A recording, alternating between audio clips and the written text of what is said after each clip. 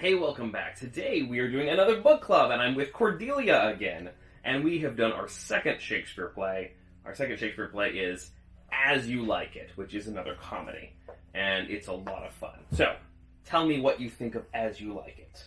I really like it, and I like it a little bit better than Much Ado About Nothing. Really? Even better than Much Ado About Nothing? Even better than Benedict and Beatrice? Well, tell me why. What do you think about this play that makes it even more fun? Well, I really like the parts where, like, Orlando's talking to Rosalind when she's in the Ganymede. It's really funny. Yes, so he doesn't know that it's Rosalind, right? Yeah.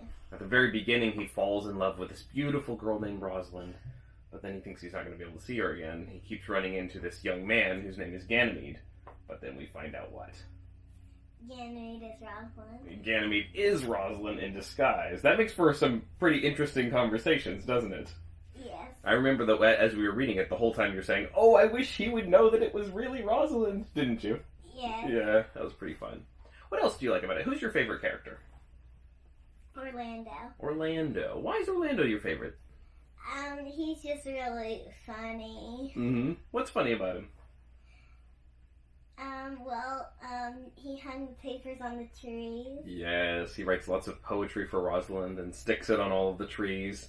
And some of it's not even very good poetry, is it? He can't find good rhymes for her name, and so he kind of changes the rhyme a little bit, doesn't he? Yeah. My favorite part, one of my favorite parts, is when Rosalind finds the poetry and she's reading it, and she's kind of, it's kind of funny because her name doesn't really rhyme very well.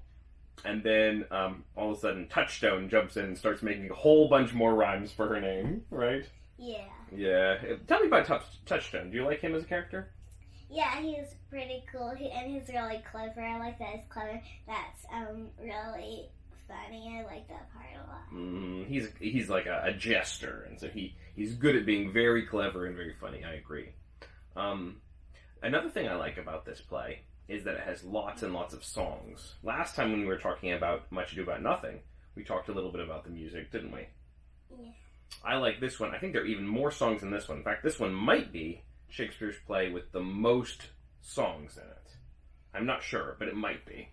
What did you like about the songs? Which songs were your favorite? Probably my favorite song was It Was the Lover and His Love. Yes. You've actually liked that one for a long time before you even read the play, right? Yeah. Because I've played you some versions of that one. That one is a fun song. It was a lover and his last, like that. Yeah. There's a lot of neat songs in here. I like the ones about winter. So in this play, you have the two dukes, right? You have Duke Senior and you have Duke Frederick, right? Yeah. And Duke Senior gets banished and exiled. He loses his throne and he has to go out into the woods and live out there in the woods, right? And so while he's out there with his friends, they're sitting around the campfire and they're playing music and singing songs, aren't they? And they have a lot of songs about that, and they have a lot of songs about whether or not it's better to be outside and just out in nature, or whether it's better to be back in the world and with all the people. What do you think? Do you like camping out? Yes. Mm-hmm. It's sometimes fun to camp out, but it's sometimes fun to be in your bed and just relax in your bed. That's true, too. It's nice to be able to come back home, right? Yeah, and there's sort of like a lot of that in the play, right? All the characters keep getting thrown out, and they all wander off into the forest of Arden and kind of have a big camping trip together, don't they? Yeah. It's kind of funny. What do you think about the two dukes and that problem? Well, Duke Senior, I really like how he's nice, and I like where Orlando says, like, don't eat anymore. Oh, yeah. And he's, like, super nice to them. Yeah, when Orlando is afraid because his friend Adam is going to die because he's so hungry. So Orlando jumps in there and he's acting like he's going to fight them. And then, but really they're all just nice people, right? Yeah. And he'd come from that whole world where everybody always fights, right? Back where Duke Frederick is in charge. There's fights between Orlando and Oliver. There's fights between Charles and Orlando, and everybody always seems to be fighting, don't they? But then they all go off into the Forest of Arden, and it's really just kind of laid back and peaceful, and you write love poetry, and you enjoy the outdoors. Is that kind of how it is? Yeah. Yeah.